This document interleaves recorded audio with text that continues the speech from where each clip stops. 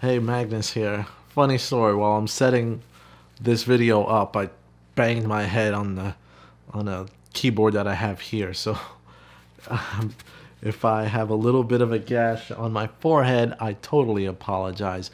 But anyway, welcome, Magnus here. In today's video, I want to talk about Canon's first quarter press release and their financial earnings and those statements, and to talk about how their camera performance looks down, and they believe that the camera business is going to shrink in the next couple of years. Coming up.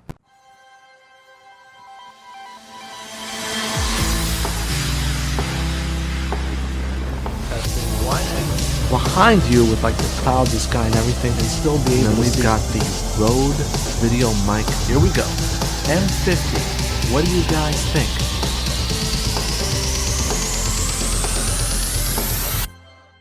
Alright, so if you're new to my channel, the first thing I want to tell you is welcome. And also, I talk about DSLR and mirrorless cameras mostly for video, but I talk about hacks and news and everything that you might want to know. So hit that subscribe button if you want to see more. Now let's get to the main subject. Now I saw a couple of recent videos, one from Jared Poland, who does photography videos, and also Maddie Hapoya, who does videos mostly related to filmmaking. And they both had videos that discussed Canon's recent performance and what they said about the digital camera market. When it comes to that having to do with financial performance, I'll read the headlines and I'll also look at what's presented in whatever article and whatever quotes that they drag from there. But I've probably never mentioned on this channel, I'm somewhat of a finance guy, so I'll read it, but then I want to actually look at the financial statements. Yeah, I know, boring, but I tend to do that. And look at their performance and look at the Q&A sessions and all the material that they gave, because I want to make an assessment for myself on the performance of the company. Now, from what I was able to determine from the financial statements is Canon's doing fine. Their revenue and profits year over year are somewhat declining, as well as their equity, which equity is basically the value of a company. It's declining a little bit, but they're still very strong in the B2B market, which is business to business market, and other imaging services, which is really their bread and butter. Now, digital cameras is in there. I'm not going to talk about their cinema cameras. I'm going to talk about and focus on their DSLR and mirrorless lineup, basically their digital cameras. Now, when it comes to that, just like every other product category, it's declining. According to Canon, it has to do with the fact that smartphones are taking over, and it's eating into their, this is very important, it's eating into their entry-level cameras.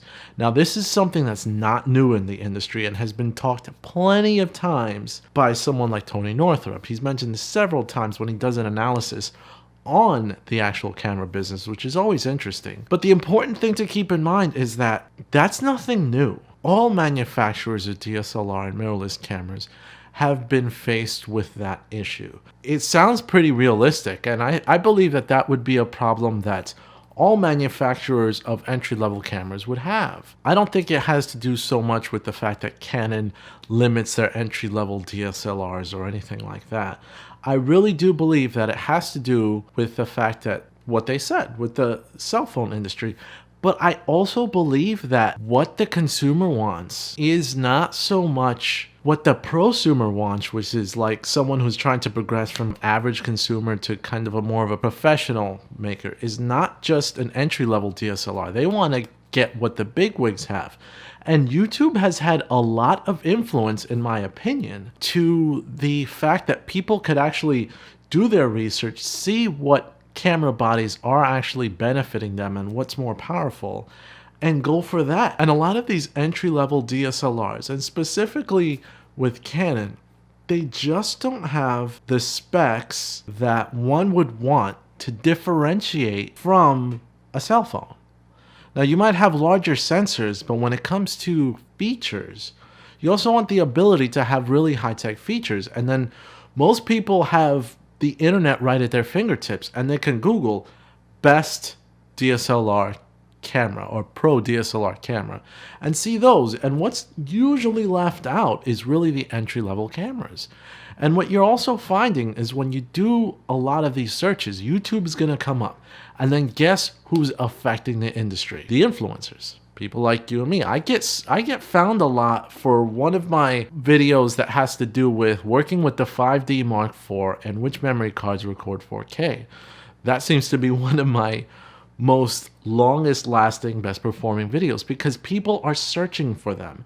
People are wanting to know what's the best, how do you work with it, and go with that. And what we usually say is most of the time, at least from the channels that I've watched and what I've seen others watch, they talk about bit higher end cameras than really primitive entry-level DSLRs. For example, if I walk into an average retail store that sells general electronics and I go into the camera section, guess what I'm not going to find? I'm not going to find a $1,500 to $2,000 camera just sitting there waiting to be purchased. No. You might find a few, but you won't really find a large selection of those type of cameras. They usually start from a couple $100 to maybe close to $1,000.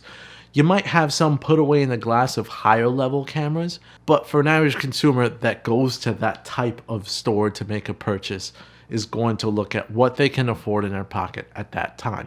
Now I'm generalizing. Everyone has their own situation and why they'd want to buy their own cameras.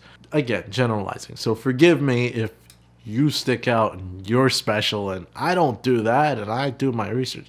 Fine. I'm just generalizing. I understand we're all different. Anyway, back to the point. A lot of people today have the access and the ability to access the internet and find exactly what they want before they walk into a store. And 9 times out of 10, they're not going to find it in that electronics retailer.